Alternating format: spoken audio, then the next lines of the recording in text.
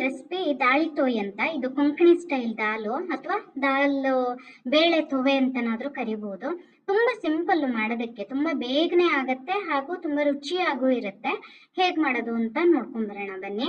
ಮೊದಲಿಗೆ ಒಂದು ಕುಕ್ಕರಲ್ಲಿ ಅರ್ಧ ಕಪ್ ಅಷ್ಟು ತೊಗರಿ ಬೇಳೆನ ತಗೊಂಡು ಚೆನ್ನಾಗಿ ತೊಳೆದು ಅದಕ್ಕೆ ಅಗತ್ಯ ಇರೋಷ್ಟು ನೀರು, ಅಂದ್ರೆ ಇವಾಗ ಅರ್ಧ ಕಪ್ ಬೇಳೆ ತಗೊಂಡ್ರೆ ಸುಮಾರು 1 ಕಪ್ ನೀರು ಸಾಕಾಗುತ್ತೆ.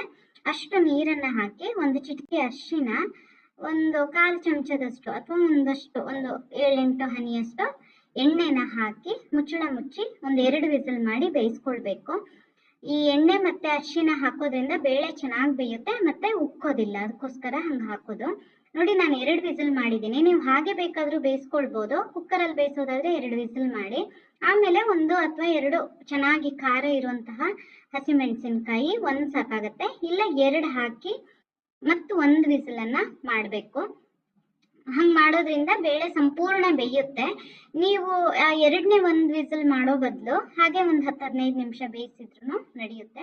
ಆಮೇಲೆ ಒಂದು ವಿಸ್ಕ್ ತಗೊಂಡು ನೋಡಿ, ಈ ತರ ಅದನ್ನ ಚೆನ್ನಾಗಿ ಎಲ್ಲ ಮಸಿಬೇಕು.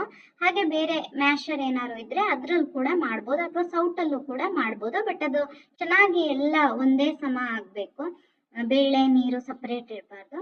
ಆಮೇಲೆ ಮತ್ತೊಂದು ಕಪ್ ಅಷ್ಟು ನೀರು ಸೇರಿಸಿ ರುಚಿಗೆ ತಕ್ಕ ಹಾಗೆ ಉಪ್ಪು, 1 ಚಮಚ ಬರ್ತಿ ಉಪ್ಪು ಹಾಕಿದ್ರೆ ಸರಿ ಆಗತ್ತೆ, ಹಾಕಿ ಕುದಿಲಿಕ್ಕೆ ಇಡಬೇಕು. ಅದು ಈ ತರ ಕುದಿಯಕ್ ಪ್ರಾರಂಭ ಆಗತ್ತಲ್ಲ, ಅವಾಗ ಒಂದು 1/4 ಚಮಚದಷ್ಟು ಇಂಗನ್ನ ಸೇರಿಸ್ಬೇಕು. ಈ ಇಂಗು ಈ ದಾಳಿತೋ ಏನಿದೆಯಲ್ಲ ಇದಕ್ಕೆ ಇಂಗನ್ನ ಒಗ್ಗರಣೆಗೆ ಹಾಕಬಾರ್ದು, ಈ ತರ ಕುದಿತಾ ಇರುವಾಗ್ಲೇನೆ ಹಾಕ್ಬೇಕು. ಅದು ತುಂಬಾ ಚೆನ್ನಾಗಿ ಫ್ಲೇವರ್ ಬರುತ್ತೆ. ಪುಡಿ ಇಂಗಲ್ಲದೆ ಬೇರೆ ಇಂಗಾದ್ರೆ ನೀರಲ್ಲಿ ಸ್ವಲ್ಪ ಕರಗಿಸಿ ಹಾಕಿ ಆಮೇಲೆ ಈ ತರ ಅದು ಚೆನ್ನಾಗಿ ಕುದಿಯೋಕ್ ಶುರುವಾಗತ್ತಲ್ಲ, ಅಷ್ಟೊತ್ತಿಗೆ ಸ್ಟವ್ ಆಫ್ ಮಾಡಿಬಿಟ್ರೆ ಆಯ್ತು. ಒಗ್ಗರಣೆಗೆ ಎಣ್ಣೆ, ಸಾಸಿವೆ, ಒಣಮೆಣಸು ಮತ್ತು ಕರಿಬೇವನ್ನ ಹಾಕೋದು. ಇದು ತುಂಬಾ ಸಿಂಪಲ್ ದಾಲು. ಇದಕ್ಕೆ ಕೊತ್ತಂಬರಿ ಸೊಪ್ಪು ಕೂಡ ಹಾಕೋದಿಲ್ಲ ಒರಿಜಿನಲ್ ರೆಸಿಪಿನಲ್ಲಿ. ಹಾಗೆ ಬೇರೆ ಹುಣಸೆ ಹಣ್ಣಾಗ್ಲಿ ಟೊಮ್ಯಾಟೊ ಆಗ್ಲಿ ಅದನ್ನು ಹಾಕಲ್ಲ. ಟೊಮ್ಯಾಟೊ ಬೇಕಾದ್ರೆ ಕೆಲವೊಬ್ರು ಈ ಹಸಿಮೆಣಸಿನಕಾಯಿ ಹಾಕದೆ ಅಲ್ವಾ ಬೇಳೆ ಜೊತೆ, ಅವಾಗ ಒಂದು ಚಿಕ್ಕ ಟೊಮ್ಯಾಟೊ ಬೇಕಾದ್ರೆ ಹಾಕ್ಬೋದು, ಕೆಲವರು ಹಾಕ್ತಾರೆ ಅಷ್ಟೇನೆ. ಮತ್ತೆ ಈ ನಿಂಬೆ ಹಣ್ಣು ಇದೆಯಲ್ಲ ಇದನ್ನು ಹಾಕೋದಕ್ಕಿಲ್ಲ, ನಿಮಗ್ ಬೇಕು ಅಂತಂದ್ರೆ 1 ಅಥವಾ 2 ಚಮಚದಷ್ಟನ್ನ ಕೊನೆಯಲ್ಲಿ ಹಾಕ್ಬೋದು ಅಷ್ಟೇ. ಇದು ನೋಡಿ ಈ ತರ ಇರುತ್ತೆ, ಈ ಕನ್ಸಿಸ್ಟೆನ್ಸಿಲಿ ಇರುತ್ತೆ. ಬಿಸಿ ಅನ್ನದ ಜೊತೆ ತುಂಬಾ ರುಚಿಯಾಗಿರುತ್ತೆ.